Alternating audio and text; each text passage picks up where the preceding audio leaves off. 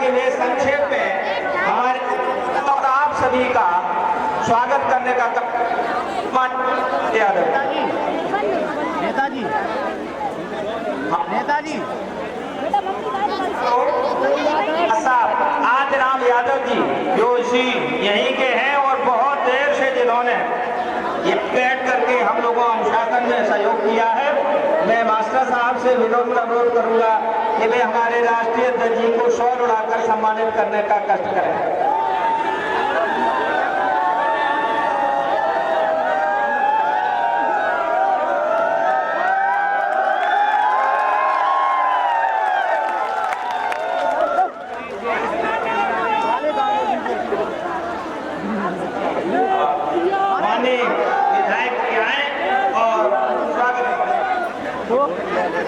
सर्वप्रथम मैं व्यास गद्दी को नमन करते हुए स्वर्गीय श्री भूमराज जी के चरणों में नमन करते हुए राष्ट्रीय अध्यक्ष जी को बहुत बहुत धन्यवाद देना चाहता हूं कि उनके परिवार की बहुत दिनों से ये इच्छा थी कि स्वर्गीय श्री भूमराज जी की मूर्ति का अनावरण राष्ट्रीय अध्यक्ष जी या यहाँ की सांसद श्रीमती डिंपल यादव जी के हाथों हो। दोनों ही लोग आ रहे थे, कुछ कारणवश आपकी लोकप्रिय सांसद नहीं आ पाई है। अगले चरण में जब कोई कार्यक्रम लगेगा तो हम आपके भी आपकी सांसद जी को जरूर लाएंगे। मैं परिवार की तरफ से, पूरे क्षेत्रवासियों की तरफ से राष्ट्रीय अध्यक्ष जी को धन्यवाद देना चाहता हूं कि उन्होंने क्षेत्र की मांग को स्वीकार करके हम सबको बहुत अनुमोदित किया है।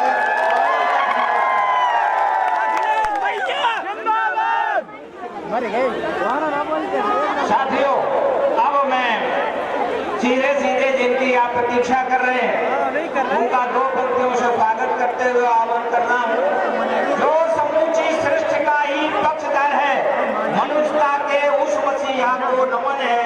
हे महामानव, युग युग तक तुम्हारा गान गूंजे। हे महापुरुष, तुम्हें शत शत नमन है। और मैं आह्वान कर रहा हूँ सम्माननीय राष्ट्रीय अध्यक्ष जी का, वे आए और बहुत लंबे समय से जो ये लोग प्रतीक्षा कर रहे हैं उन लोगों को आप अपना आशीर्वाद देने का करते हैं।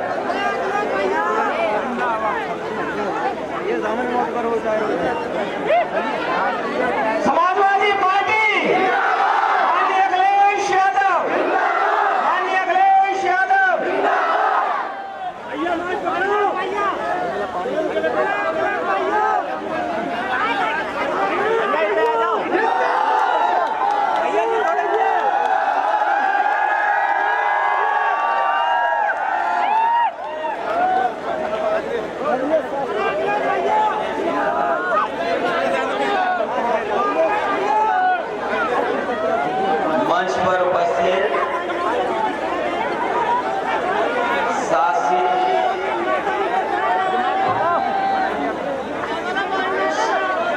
मंच पर उपस्थित शासी रजनीश यादव जी,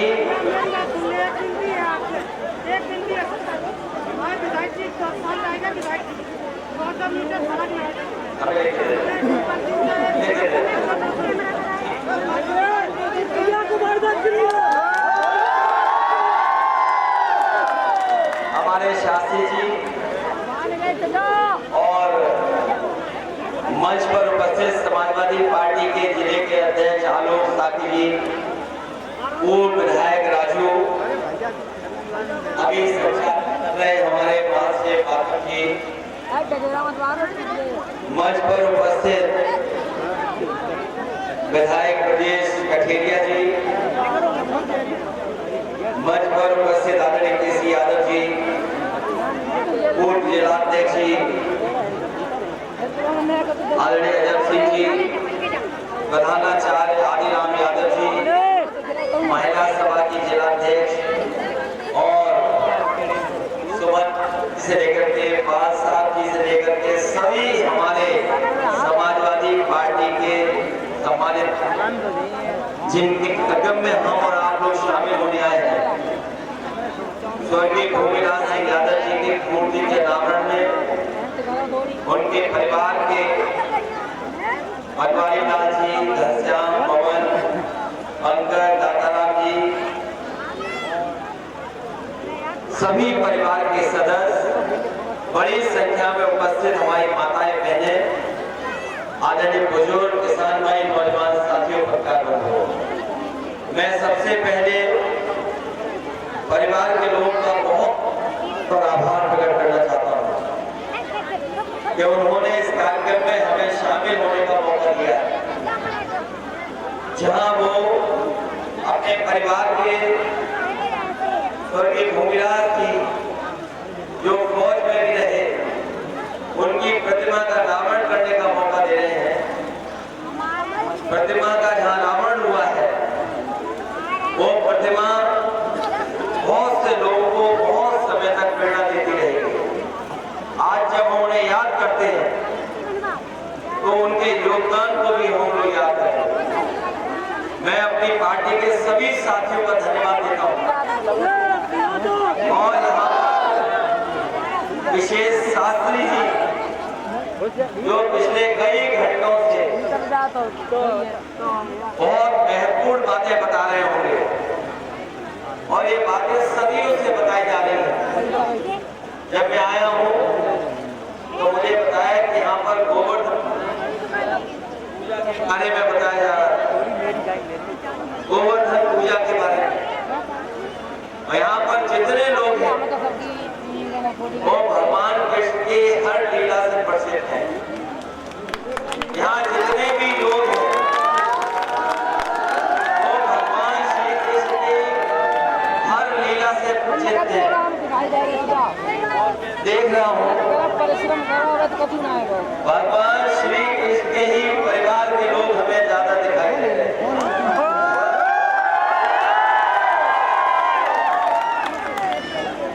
जो लोग भगवान श्री कृष्ण को मानते हैं और उनके बारे में जानते होंगे तो उन लोगों को ये जानकारी होगी, युद्ध के मैदान में जब भगवान श्री कृष्ण ने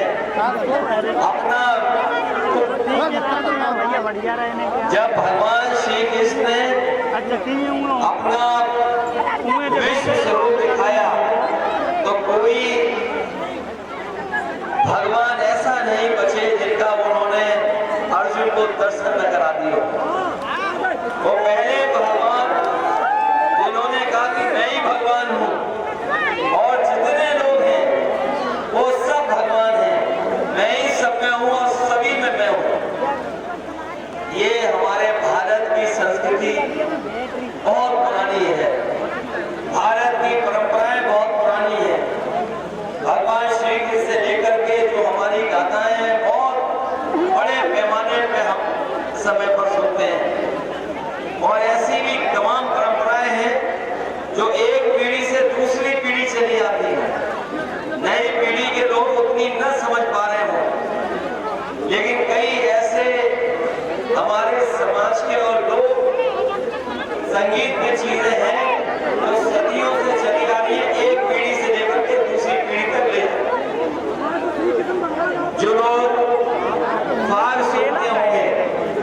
मुझे याद है जिस समय होली के समय पर नेताजी फाग का कार्यक्रम कराते थे, फाग गाने वाले समझ पाते थे, हम लोग तो समझ पाते थे।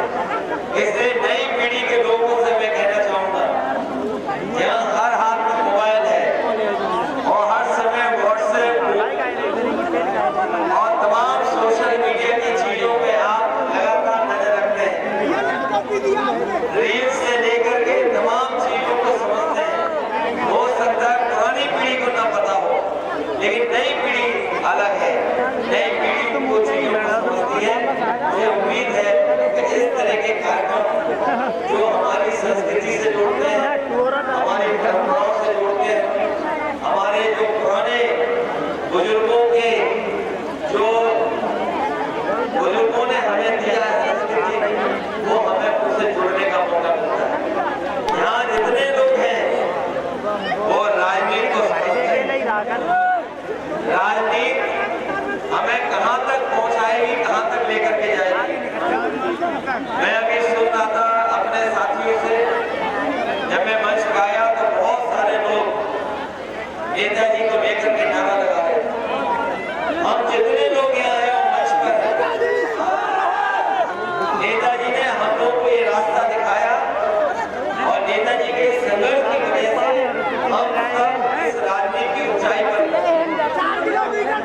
इसलिए जहाँ हम अपनी संस्कृति से जुड़े हैं, भाई नेताजी ने जो हम लोग को रास्ता दिखाया है, उस रास्ते पे चल के ही हमारे किसानों का दबाव हो सकता है, हमारे नौजवानों को नौकरी रोजगार मिल सकता है और उसी रास्ते पे चल करके हमारा देश खुशहाल होगा।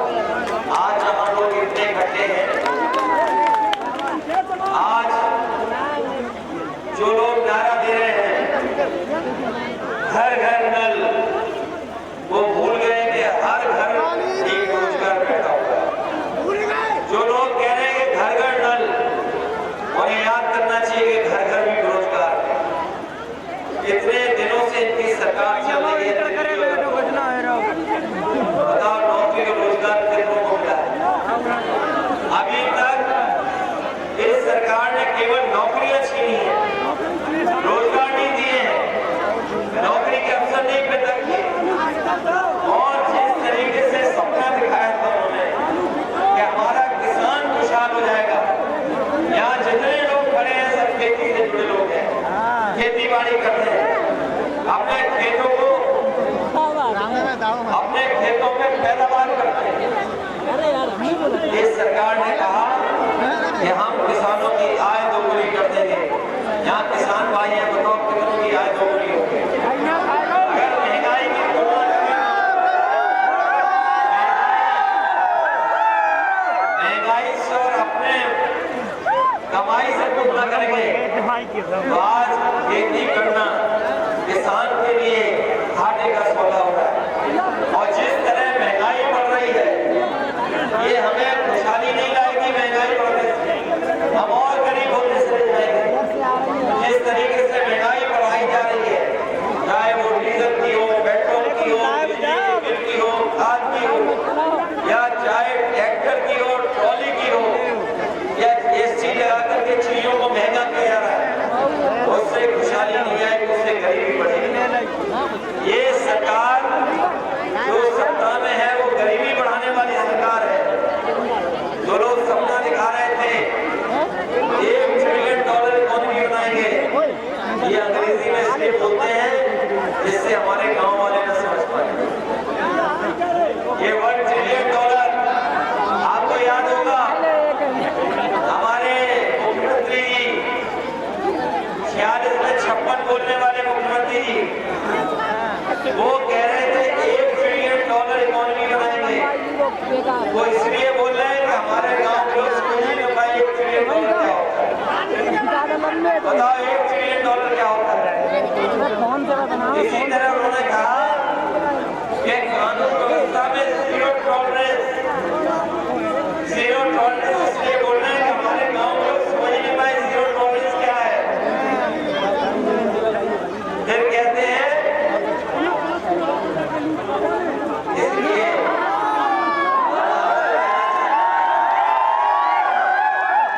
ये बात तो नौजवान ठीक कह रहा है कि जब चुनाव था तो रिफाइंड तेल मिल रहा था, चना मिल रहा था, नमक मिल रहा था, लोग वोट डाला है उसका चना चला गया,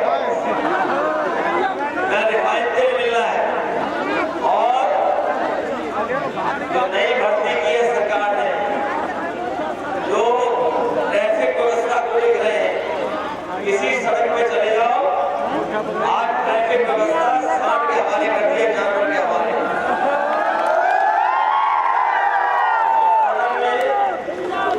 सदन में हम लोगों ने कहा कि गौशाला इतने रुपए में नहीं हो सकती। जो गौशाला चला रहे हैं उन पे पर्याप्त पैसा नहीं है, और पर्याप्त पैसे से इसलिए हम लोग सरकार से कहा कि अगर गौ सेवा गौशाला चलाना चाहते हो, जानवर की सेवा करना चाहते हो, तो कम से कम बजट बढ़ाना चाहिए और हजारों करोड़ रुपए दें, तब जाकर के हमारी जानवर सुरक्षित और स्वस्थ रह पाएंगे, वरना नहीं रह पाएंगे। इस सरकार में बताओ इलाज कहाँ मिल रहा है? लोग एम्बुलेंस की वो भी बंद कर दी। फोन करो तो एम्बुलेंस नहीं आ रही, फोन करो जो पुलिस आती थी पुलिस भी बंद हो गई।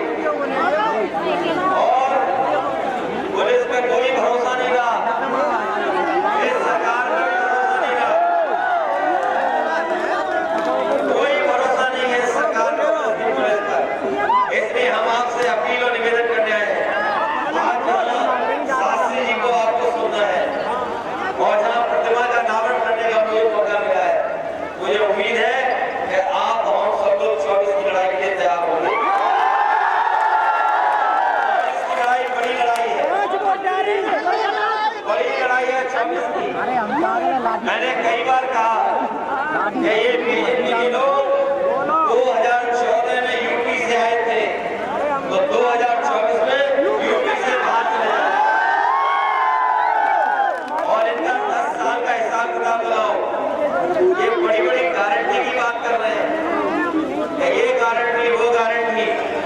इनकी सरकार में एक ही गारंटी है, इनकी सरकार आएगी तो महंगाई की गारंटी है, इनकी सरकार आएगी तो बेरोजगारी की गारंटी है, इनकी सरकार आएगी तो सड़कों पर जानवर घूमे किसकी गारंटी है, इनकी सरकार आएगी तो प्रशासन बेईमान हो जाएगा इस बात की गारंटी है। ये जो लोकतंत्र हमें मिला है, भगवान तेरा लोकतंत्र, अभी तो हम लोग वोट डाले ले रहे हैं। ये सरकार 24 में आ गई तो वोट डालने का अधिकार तो छीनेगा ही छीनेगा। किसी भी गांव वाले को और खासकर पिछड़े और दलित और आदिवासियों को, अल्पसंख्यक भाइयों को नौकरी भी नहीं मिलेगी, इन्हें नौकरी नहीं देगी सरकार। अगर दिए हो 10 साल में तो बताओ कितनों को नौकरी दी, कोई नौकरी नहीं हो। और अग्निवीर जैसी व्यवस्था के खिलाफ है हम लोग। ये वो जिले हैं उत्तर प्रदेश के जिनमें सबसे ज्यादा फौज में नौजवान, सबसे ज्यादा नौजवान और अग्निवीर जैसी व्यवस्था के सीमा में रखना है। अगर सीमा की रक्षा करनी है तो हमें पुरानी जैसी व्यवस्था करनी है।